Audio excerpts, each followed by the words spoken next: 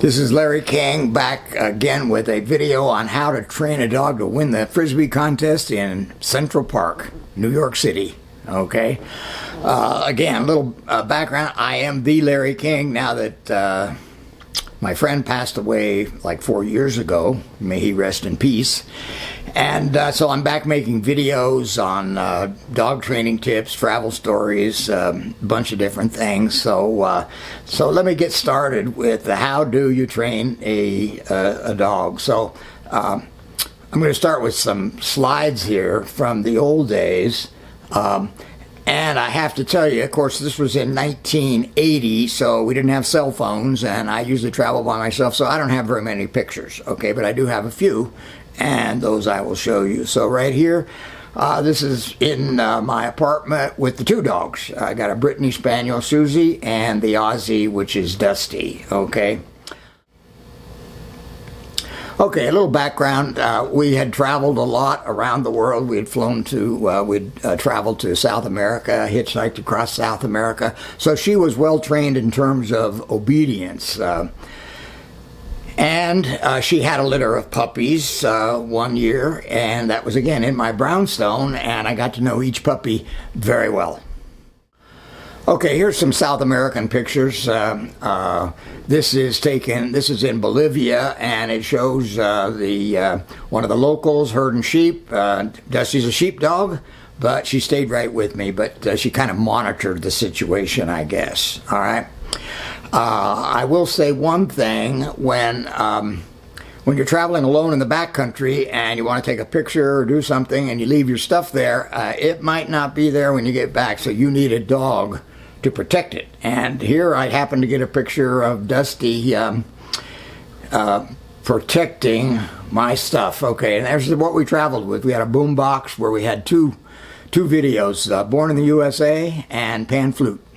Okay, and we listened to those constantly as we walked. I threw the Friisbee for her a few times, but she didn't have any idea that she was supposed to catch it with her mouth. She would just run out and bring it back.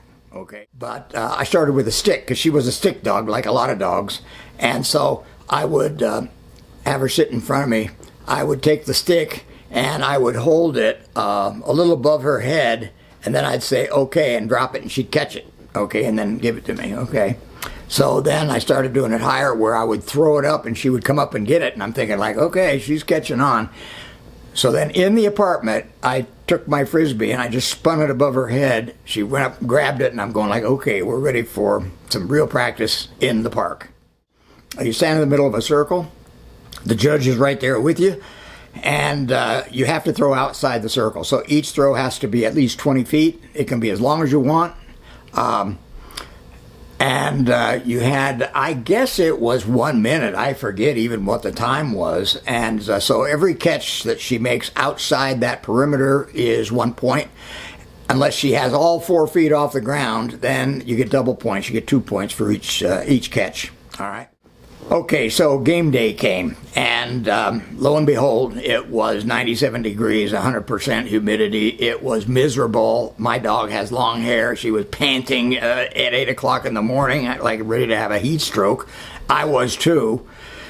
So what to do? Well, you got to just do as good as you could. So I did fill first of all, for 2 days, I would show her the Friisbee, put it away. I wanted her to be really hungry for that Friisbee, and she was. Oh, man, she wanted to get it.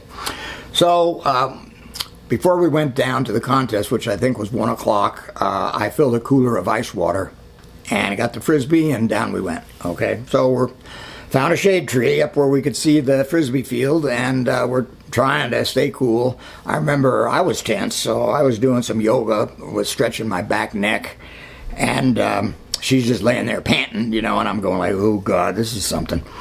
So dog number 4 was about halfway done, and so I opened up that cooler and I just poured it on her head to toe, head to toe, head to toe, and she was just shaking and just like invigorated, like, whoa!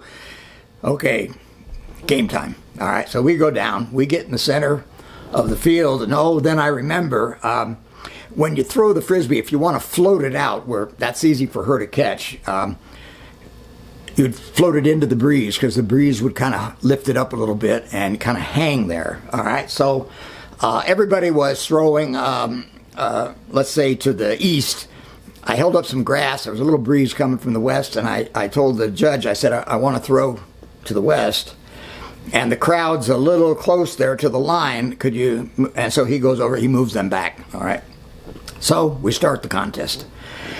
And he's got a stopwatch there, and he goes like, I guess he says go. I can't remember that part, but here we go. First throw. Now, when we were practicing, I would count the points. I would go 2 for 2, 4 for 4, 6 for 6, depending on how many points she got. That's just the way I reward her. And then also, how do you reward them for jumping higher and higher and higher? Well, just give them more reward. And this is how we did it. When she would make a catch, it's like, good job, you know. And then they go higher and, you know, you go, good job. You just keep letting it out. And they're going higher and higher. Oh, they love that feedback, that praise, which is like love, okay? So, again, so we're going out there 2 for 2, 4 for 4, 6 for 6. Things are going pretty smooth. And then I sent a floater, and it's what I call a long ball, went a little bit longer, maybe 5 feet past the circle. The crowd was sitting on the ground, Indian style. I guess you can, it's appropriate, I guess you can say that. But anyway, cross-legged on the ground. And so I threw it, it floats out over them, and Dusty went for it, and she just knocked this lady over, knocked the glasses off. She went over backwards. And I looked at the judge, and he goes, 2 points, because she had all 4 feet off the ground, even though she had knocked this lady over, okay? So that was like 8 points. And so 8. So at any rate, we made 11 throws, double points on all of them. So 22 points, and that was the winning score. There was another dog that got 20 points. And this is a good story about what is a champion dog. Okay, well, I can tell you from my experience, a champion dog is a good dog who has a good day, okay? Because you miss one of those throws, it's done. There was another dog just at the end of the contest. It was not like a Friisbee dog or a whippet or anything. It was like a hound dog. And it would just lope out there, you know, with the ears flopping, and it would catch it and then run, you know, out there.